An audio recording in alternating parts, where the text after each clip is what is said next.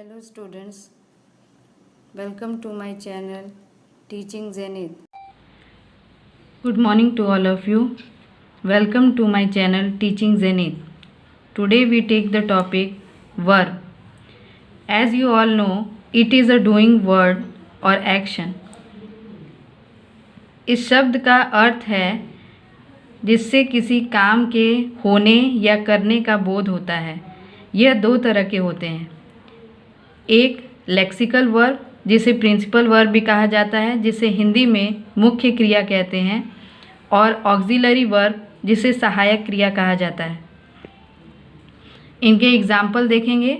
Lexical verb जैसे कि Yeats, running, return, will come, etc. ये जैसे V1 form, V2 form, V3 form, S denoted form, ING form में होते हैं। उसी तरह ऑक्सिलरी वर्ब्स जो होते हैं वो कई तरह के होते हैं, जैसे is, am, are, was, were, has, have, will, shall, और भी कई होते हैं। उसके बाद उसके एग्जाम्पल्स देखेंगे, जैसे कि ही इज़ लाफिंग। अब इसमें ही इज़ लाफिंग में हम पहचानने की कोशिश करेंगे कि इसमें ऑक्सिलरी वर्ब कहाँ है और लेक्सिकल वर्ब कहाँ है। ऑक्सिलरी वर्ब जिसे सहायक क्रिया कहते हैं कि किसकी सहायता से ये वाक्य बना है, तो इसमें सहायक क्रिया क्या है आप ऊपर से देखकर भी इसको पहचान सकते हैं। ये इज़ है तो उसे ऑक्सिलरी वर्ब हमने लिखा है ए।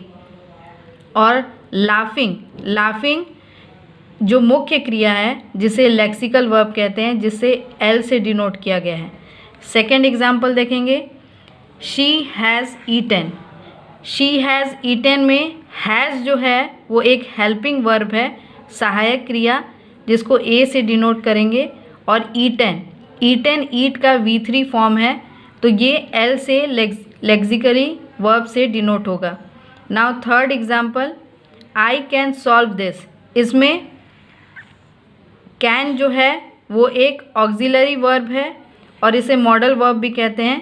ये ऑक्सिलरी वर्ब है और इसमें सॉल्व जो है यहाँ पे एक तरह से लेक्सिकल वर्ब भी है।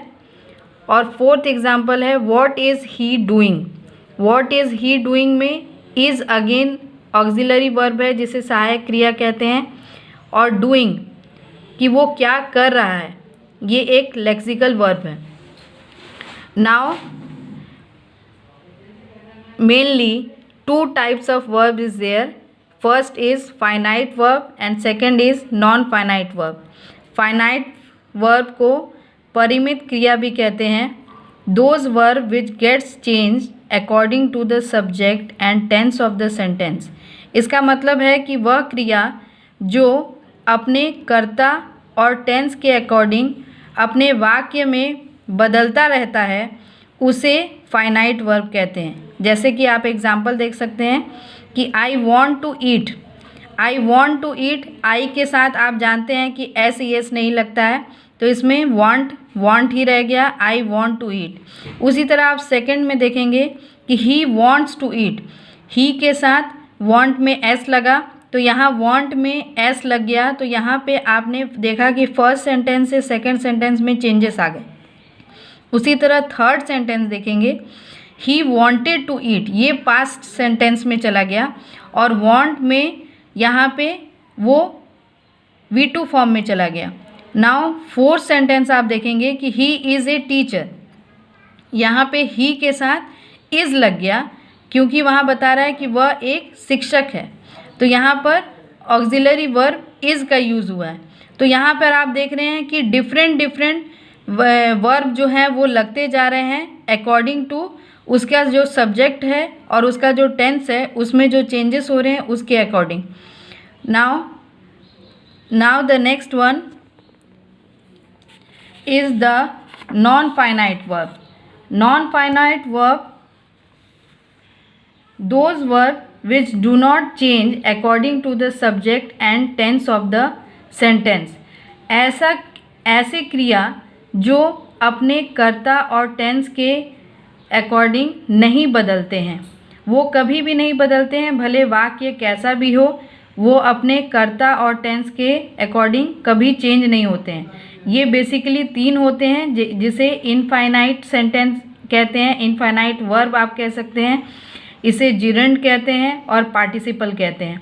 जैसे आप एग्जांपल्स दे सकते हैं, जैसे ही वॉन्ट्स टू ईट, जो इसमें टू ईट है वो एक इनफाइनाइट सेंटेंस है, तो ये कभी भी चेंज नहीं होता है, टू के साथ हमेशा V1 फॉर्म ही लगता है। उसके बाद आप सेकंड देख सकते हैं, walking is an exercise, walking is an exercise, ये एक जुरंड है। इसमें वॉकिंग ये जो है इसमें ING लगा हुआ है। ये आप कह सकते हैं कि आप जब इसको हिंदी में चेंज करेंगे तो टहलना एक एक्सरसाइज है, तो टहलना एक एक्सरसाइज है, तो ये एक जुरुंड एक नाउन के रूप में यूज़ किया गया है, तो इसे जुरुंड कहते हैं। जब वो एक नाउन के रूप में ING फॉर्म लगाया जाता है वर्ब में, तो वो एक जुरुंड कहलाता है। वैसे ही आप थर्ड देख लीजिए कि ही इज़ डांसिंग, वो नाचती है, तो यहाँ पर वो एक पार्टिसिपल है, उसमें डांस में ING लगा है, तो यहाँ पे वो एक पार्टिसिपल V4 का यूज़ हो रहा है। नाउ द फोर्थ वन, यहाँ पे फिर से हमने इनफिनाइट वर्ब का यूज़ किया है। To swim is not easy, यहाँ टू के साथ स्विम V1 फॉर्म का यूज़ हुआ है, तो यहाँ पे इनफिनाइट वर्ब का यूज़ हुआ है।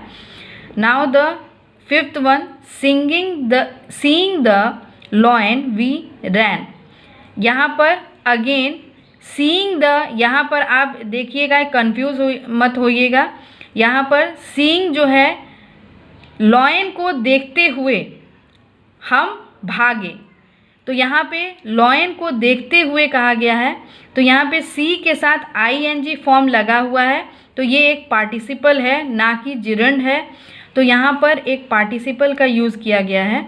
तो यहाँ पर सीइंग द लॉयन, लॉयन को देखते हुए हम भागे।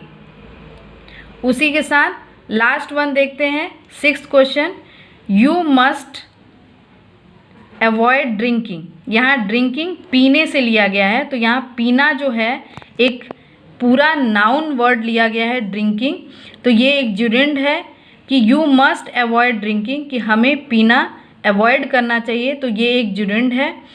और इस तरह से हमने यहाँ पर नॉन फाइनाइट वर्ब में 3 चीज़ें देखी, इनफिनाइट, जुरिंड और पार्टिसिपल्स।